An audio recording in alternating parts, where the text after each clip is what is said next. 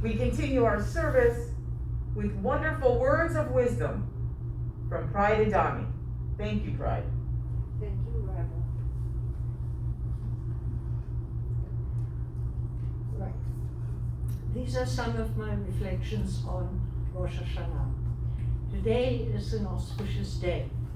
It marks the beginning of a new year, offering us both a time of reflection on what has been and an opportunity to look forward to the possibilities of a new year, in which we may gain strength, wisdom, and courage. We cannot enter this new year without considering how we as Jews will respond to the significant challenges ahead. Before looking forward to all our wonderful opportunities of a better life, our individual lives as well as the life of the society we live in, permit me to take a giant step back into our history. At this time in our journey through Genesis, we find that Sarah, wife of Abraham, has conceived and borne a son.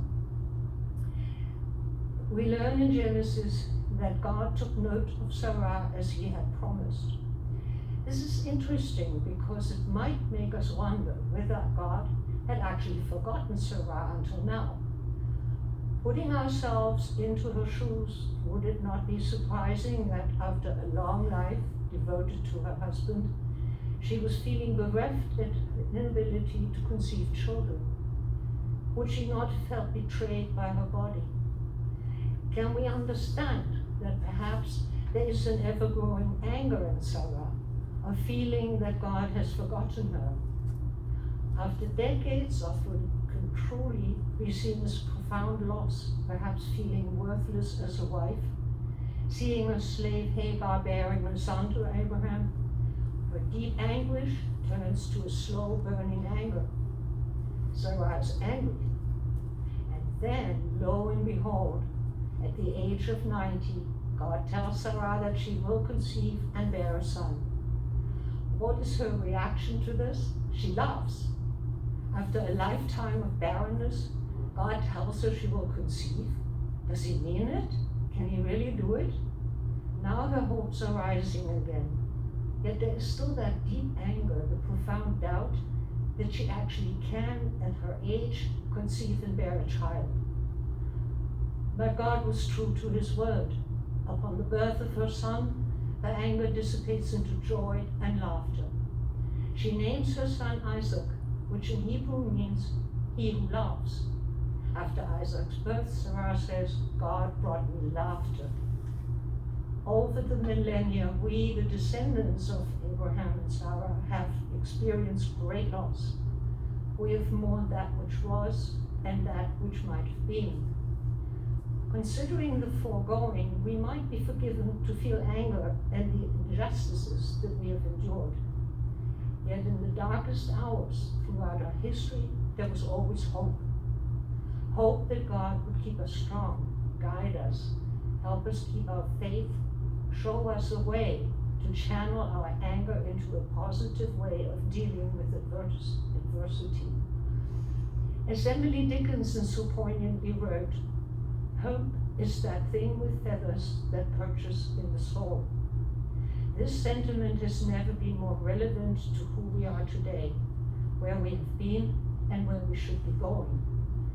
We have the capacity to hope, to nurture that little thing of feathers that perches in our souls.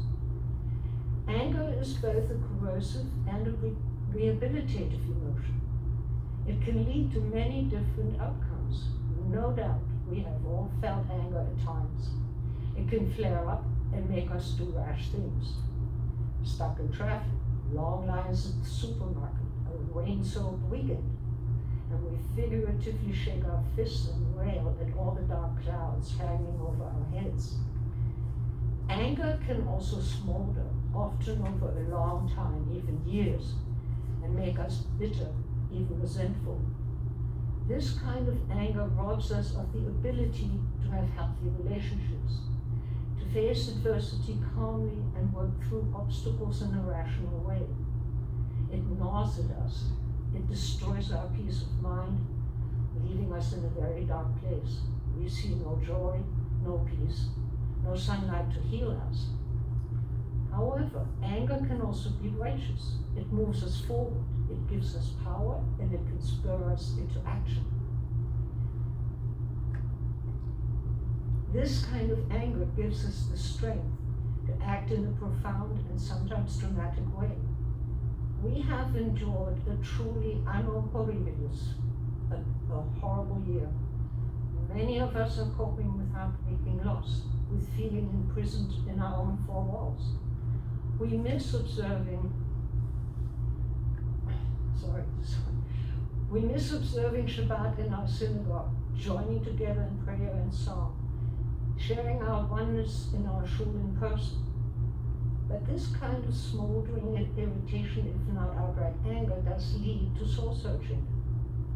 We have the opportunity to look inward and evaluate who we are today, what we have done, and what needs work in our interactions with others. We should ask ourselves, why can't I do better? Why did I make the same mistakes as last year when I had every intention of doing better? Why did others fall short of my expectations? Or even, why did I disappoint loved ones?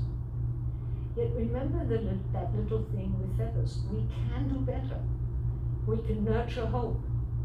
We can self-examine. We can sincerely repent and offer our best efforts to love, support, and be present when those around us need us. God gives us the strength. He does not tell us what to do. He shows us the way to right decision making. We have choices in life. It is we who decide how to live. Let us live with meaning, perhaps be a light to those in dark places.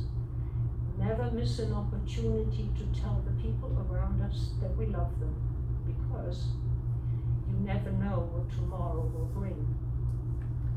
We may at times be angry at God, but that too is empowerment. We ask, why do so many good people suffer? Why can so much in our society be so unfair? This actually is rather counterproductive. Ranting at all of this inequity should be shunted aside to inspire us into positive action. Spending more time with our families and friends, to perform mitzvot for those in need with open hearts and hands. We have a chance to make the world a better place. Let us smile at strangers, lend a hand when needed, rejoice in every day that God grants us. We can take a deep breath, step outside for a little while, marvel at the beauty of nature, and listen to the silence. It is restorative. Before the sun sets, the new sun rises. Now, today, it is your light that shines. We have suffered many losses, yet we're here today together to celebrate a new year. Let us hold hands and walk into the light together. Shana Tova.